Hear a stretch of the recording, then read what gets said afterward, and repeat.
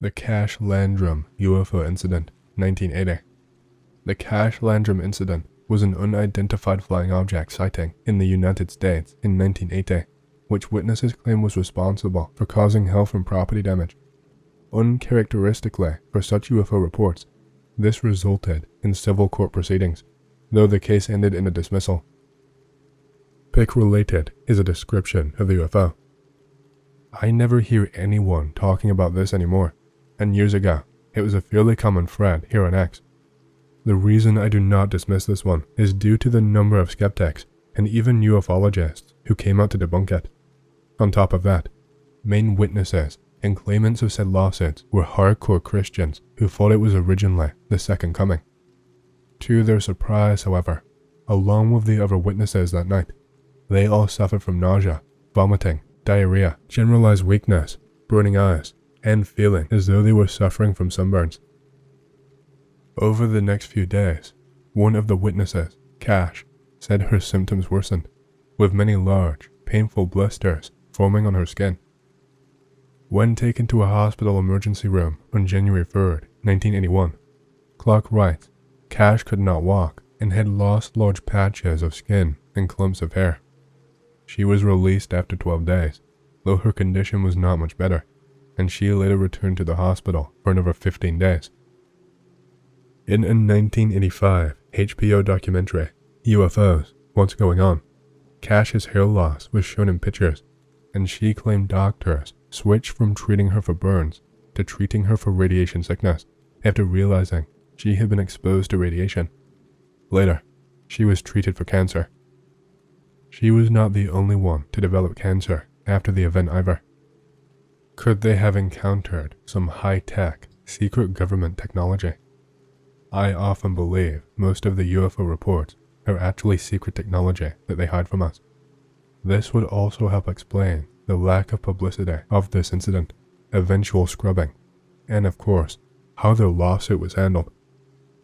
With attorney Peter Gersten taking on the case pro bono, the case wound its way through the US courts for several years. Cash and Landrum sued the US federal government for $20 million. Testimony of officials from NASA, the Air Force, the Army, and the Navy was given. Persuaded by their testimony and other evidence that no agency of the US government possessed any such UFO, and that no military personnel had operated any of the reported helicopters, a US District Court judge dismissed their case on August 21st, 1986. I personally often see and record craft so high up in the sky at night that they appear farther than the stars, moving often at the speed of high-speed jets and disappearing and reappearing constantly. Then again, the Cash Landrum family did report a shitload of black choppers after the incident, and the one time I for sure saw something unworldly, all kinds of jets and choppers came out of the woodwork afterwards, along with those craft that I mentioned way the fuck up there. POV, you have discovered extraterrestrial life, and the government is coming to congratulate you. Odd that she was exposed to such dangerous radiation and got so sick, but other close encounter experiences don't. Are the rest of them lying, or is she lying? Actually, radiation sickness is a common symptom of UAP exposure. Mrs. Jean Hingley. My eyes were sore for about a week, and I had to wear dark glasses. I have had to have some weeks away from work as I have not felt well, and the doctor advised me to have a rest. My jaws ached after staring with my mouth open with shock when I first saw the beings. I have never read books about UFOs. I only read the papers. I don't look at a lot of television, but only like the Crossroad programs and Coronation Street and love stories. We are all likely exposed to radiation, and much more than we could ever imagine. Even what we eat is potentially radiated, thus the rampant cancers and tumors in our cattle/poultry. You've seen the craft way up in the sky too. Look like satellites, but they change directions. Lamau, I still think the old lady got drugged, man. They dosed her with some serious shit. Probably LSD, mescaline, DMT all at once. It's just way too obvious Granny was drugged. By fairies? If you want to call MI5 agents fairies, then yes, by all means. Why did MI5 agents break and enter into an elderly woman's home and drug her, deceive her into thinking they were fairies, mess with her Christmas tree, eat mince pie, and then leave. You have to read the story before you make the cover-up. The fairies were clearly all part of her trip, bro. They were probably just testing some concoction of drugs on a random person of the public. She was just a nice granny and wanted to offer her friendly little guest some mince pie, especially because she was so fucking high out of her mind. This was all likely just another MK Ultra-like experiment. Then again, she did have a husband, so he could have been the real/main target of the testing. His reaction to our phone call and the story cracks me up every time though. I'll paste the full story in the thread for y'all. On the evening of December 29th, 1980, Betty Cash, age 51, Vicky Landrum, 57, and Vicky's grandson, Colby Landrum, were driving home to Dayton, Texas, in Cash's Oldsmobile Cutlass after dining out. They later said that, about 9 p.m., while driving on an isolated, 2-lane road in dense woods, they saw a light above some trees, and that they first thought it was an airplane approaching Houston Intercontinental Airport, about 35 miles away, and gave it little notice. A few minutes later, on the winding roads, they saw what they believed to be the same light as before, but thought it was now much closer and brighter. They said that it came from a huge diamond-shaped object, which hovered at about treetop level, and that its base was expelling flame and emitting significant heat. Landrum told Cash to stop the car, fearing that they would be burned if they got any closer. A born-again Christian, she interpreted the object as a sign of the second coming of Jesus Christ, telling Colby, "That is Jesus, he will not hurt us." Cash said she was anxious and considered turning the car around, but abandoned this idea because the road was too narrow and she presumed the car would get stuck on the dirt shoulders, which were soft from that evening's rains. Cash and Landrum said they got out of the car to examine the object, but that Colby was terrified, and so Landrum said she quickly returned to the car to comfort him. Cash remained outside, mesmerized by the bizarre sight. The object, intensely bright and a dull metallic silver, was shaped like a huge, upright diamond, about the size of the Dayton Water Tower, with its top and bottom cut off so that they were flat rather than pointed. Small blue lights ringed the center, and periodically, over the next few minutes, flames shot out of the bottom, flaring outward to create the effect of a large cone. Every time the fire dissipated, the UFO floated a few feet downward toward the road, but when the flames blasted out again, the object rose about the same distance. They said that the heat was strong enough to make the car's metal body painful to the touch. Cash said she had to use her coat to protect her hand from being burned by the door handle when she finally got back in the car. When she touched the dashboard, Landrum claimed her hand pressed into the softened vinyl, leaving an imprint that was evident weeks later. Investigators cited it as proof of their account. They said that the object then ascended over the treetops and rose higher in the sky, and then a group of helicopters approached it, surrounding it in tight formation. Cash and Landrum counted 23 helicopters and later identified some of them as tandem rotor Boeing CH-47 Chinooks used by military forces worldwide. More specifically, Cash claimed that they had United States Air Force markings. With the road now clear, Cash says she drove on, claiming to see glimpses of the object and the helicopters receding into the distance. From first sighting the object to its departure, they said that the encounter lasted about 20 minutes in total. Based on descriptions, it appears they were southbound on Texas State Highway FM 1485/2100 when they claimed to have seen the object. The initial location of the reported object was just south of Inland Road. The witnesses claimed that after the UFO and helicopters left, Cash took the Landrums home, then retired for the evening. That night, they reportedly all experienced similar symptoms, though Cash to a greater degree. They claimed that they suffered from nausea, vomiting, diarrhea, generalized weakness, a burning sensation in their eyes, and feeling as though they were suffering from sunburn. Over the next few days, Cash said her symptoms worsened, with many large, painful blisters forming on her skin. When taken to a hospital emergency room on January 3rd, 1981, Cash could not walk and had lost large patches of skin and clumps of hair. She was released after 12 days, though her condition was not much better, and she later returned to the hospital for another 15 days. In April 1981, Vicky was found to be developing a cataract in one eye, and Betty was first treated for breast cancer in 1983. Neither condition was known to have been present prior to their UFO encounter. However, it is contended that although the symptoms were somewhat similar to those caused by ionizing radiation, the rapidity of onset was only consistent with a massive dose that would have meant certain death in just a few days. Since all of the victims lived for years after the incident, it is suggested that the cause of the symptoms was some kind of chemical contamination, presumably by an aerosol. During their Bergstrom Air Force Base interview, 8 months post-incident, when asked to sketch a picture of what they saw, if it had a discernible shape, Betty drew and signed what she described as a diamond. Vicky concurred, added flames shooting down from the pointed bottom, and also signed the sketch.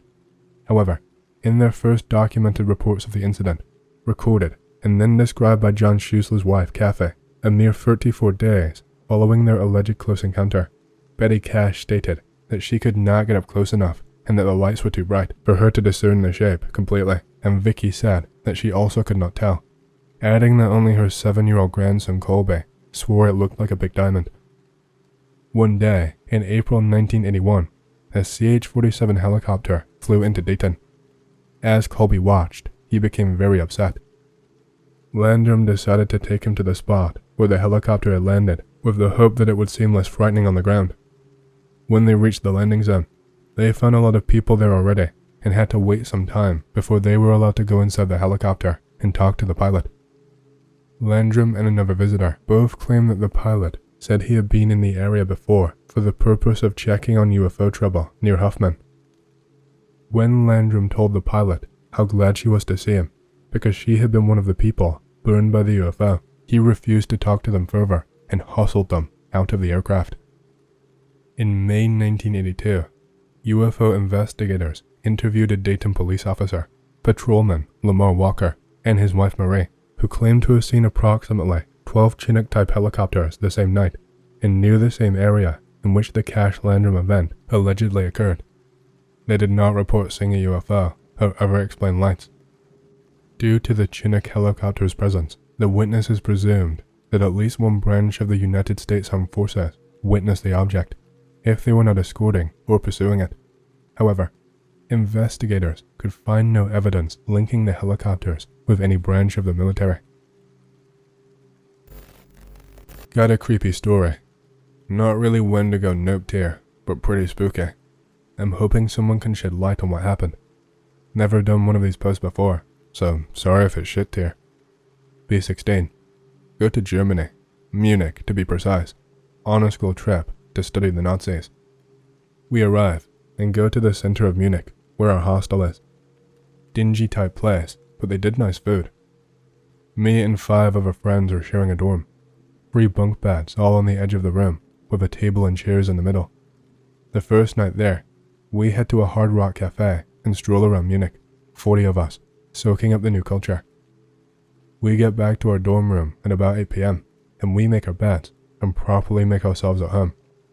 A friend, let's call him Tom, pulls bedsheets to reveal a huge maroon stain on his bedsheets.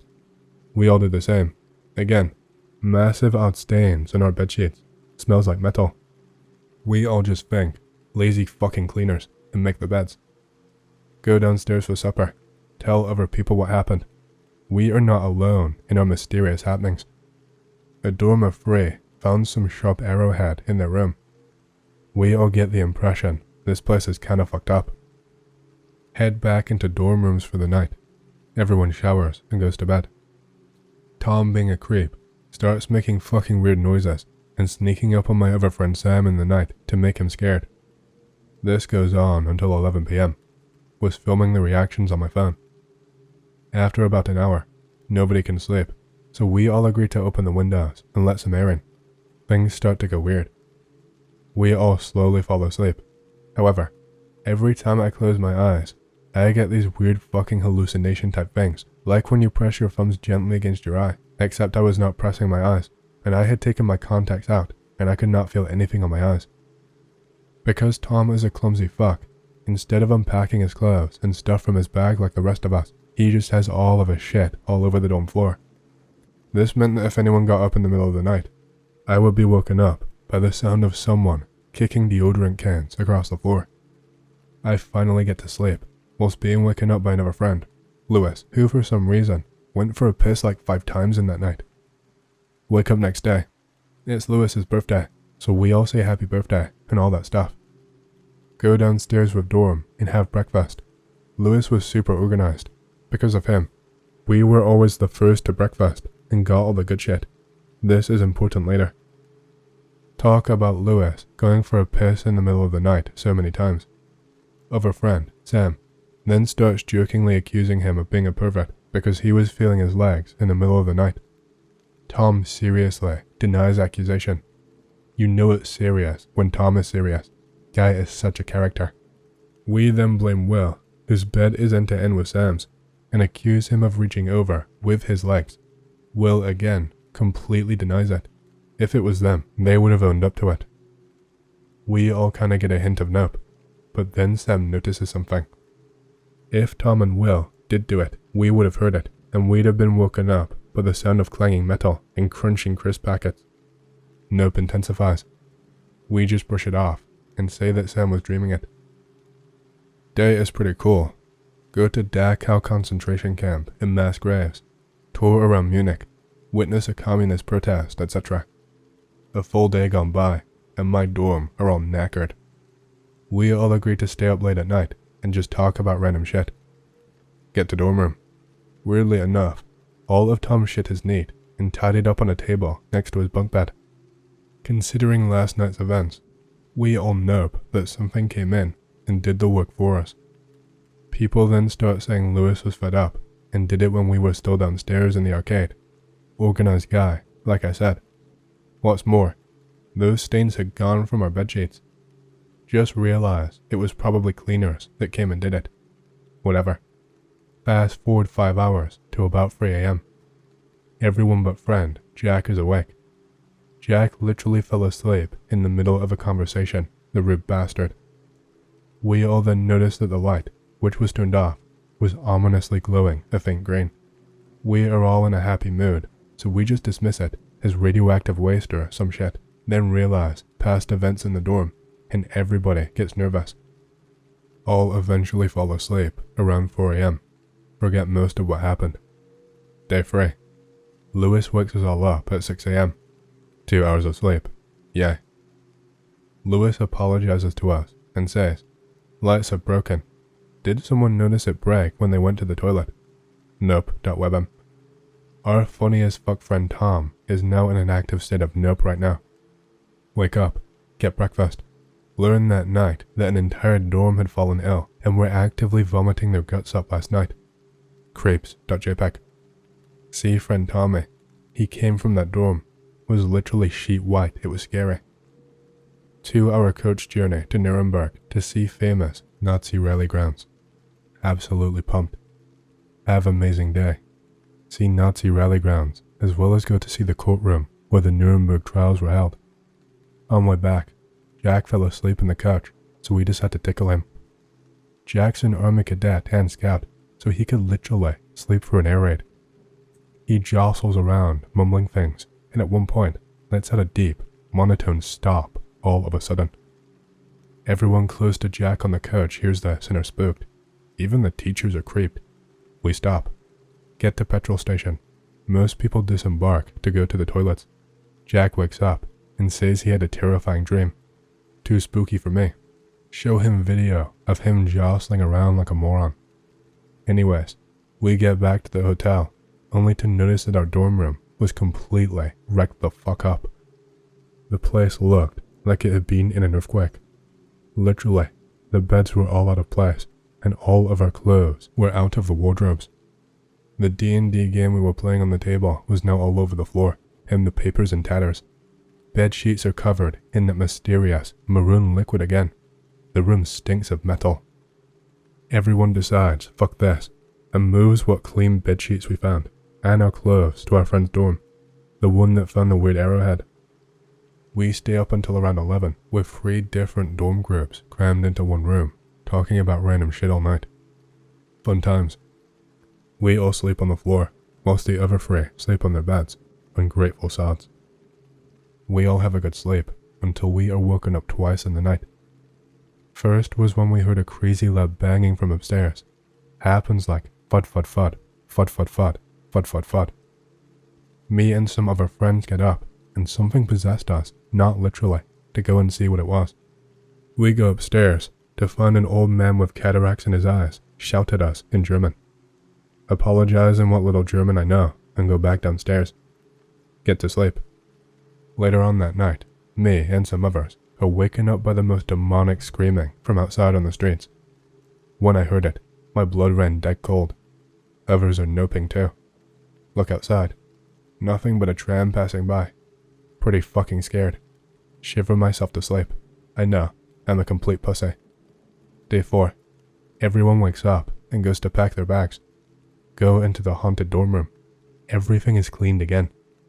Really fucking spooked. What's more, is my bag is all packed up with everything inside. Go for a bag just in case.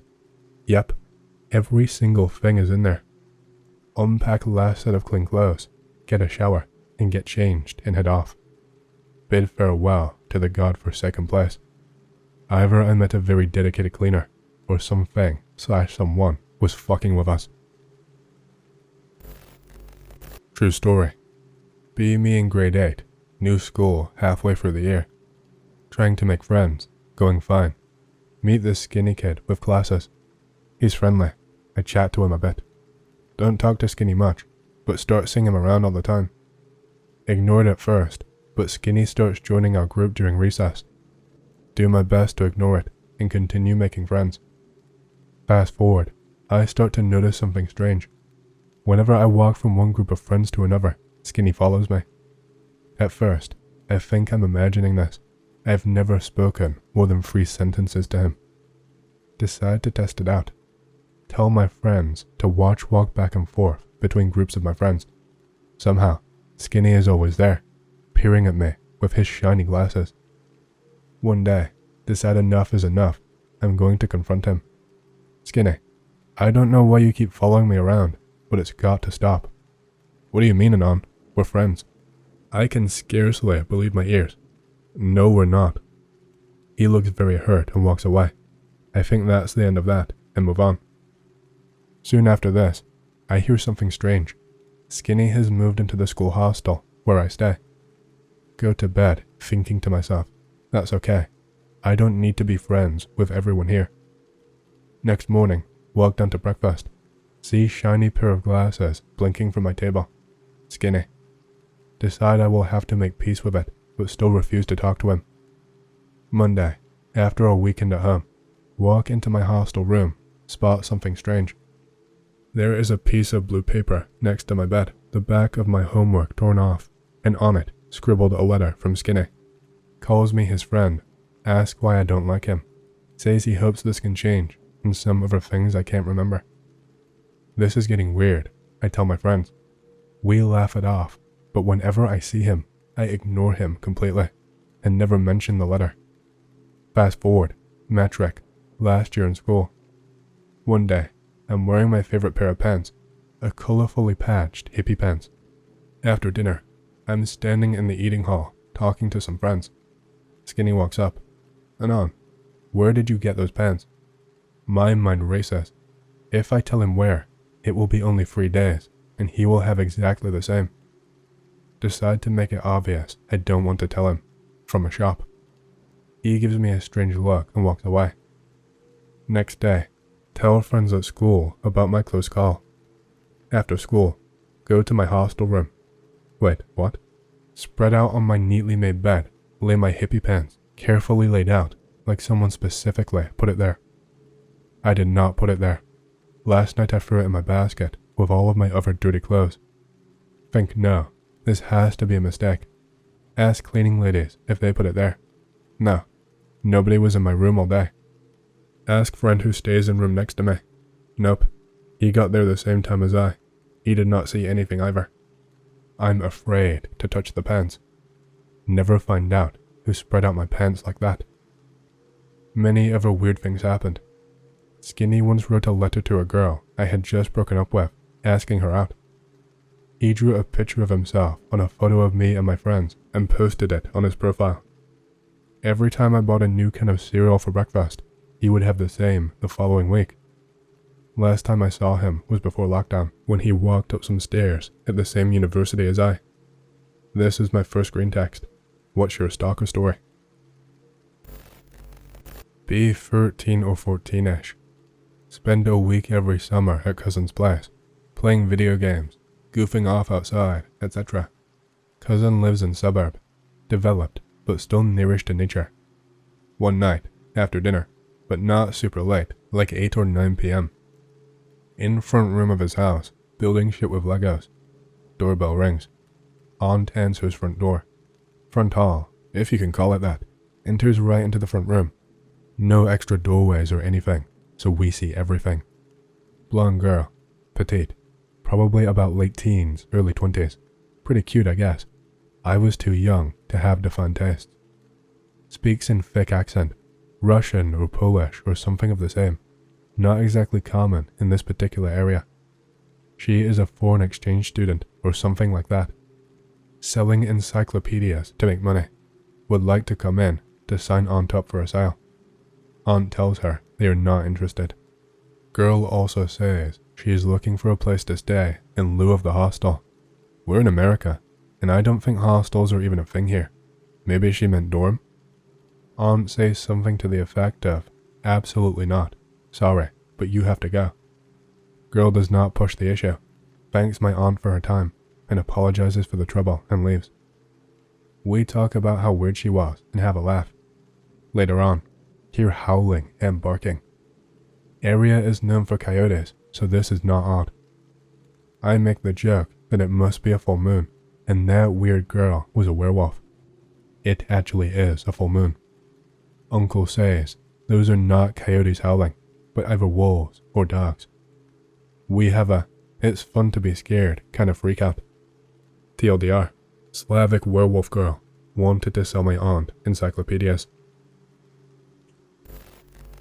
Few months ago, there is a class trip to Krakow in Poland. Be second day there. I'm sharing a room with two of my homies. Let's just call them A and B. At 4 a.m., A starts to make a weird fucking whistle, and after that, he just lets out a horrifying scream. I wake up from this, so I am fucking confused about what just happened. I ask him, what is going on? Said it was a nightmare, and afterwards, he got up to sleep close to B, who was also sleeping in our room. Next morning, A finally explains what happened. Tells me he was just lying there in bed, and staring at this blonde female figure, standing between his and my bed. Explains to me how she had like a laughter that was looping like a tape. When he finally saw her face, he explained to me that it was morphing into a new face constantly. He said he lets out a scream when these sort of nightmares happen to wake himself up. He explained to me he has not had nightmares like this since he stopped using drugs. Weird thing is, he did not do any drugs at all on this trip. Ask him about the weird ass whistle. He said he did not whistle at all. What? B suddenly explains to us that he also saw a female figure, but with a different hair color, who was also standing in between our beds, and she was apparently looking at me sleeping. This was a bit before A got his nightmare. We all nope the fuck out. B last day on our trip. I'm staring outside the window to get some fresh air before I head into bed. Start seeing an enormous, tall, slender figure who's wearing a black dress at a street sign a few miles away from the hostel. She is so fucking tall that her body is shaped like an S. Tell A to immediately come and look. He said he sees a girl, but she is not tall, shaped like an S, or is wearing a black dress. She looks ordinary. We nope the fuck out again. However, nothing happened afterwards, and we got home safely. Some female figure seemed to spook us the fuck out, cause she or they had a different hair color and shape depending on which one of us saw her. It's also worth to note that A has not been in school for 2 weeks. He said something happened to him and he won't tell us what it is. Dude is starting to slowly freak me out. Fucking Poland.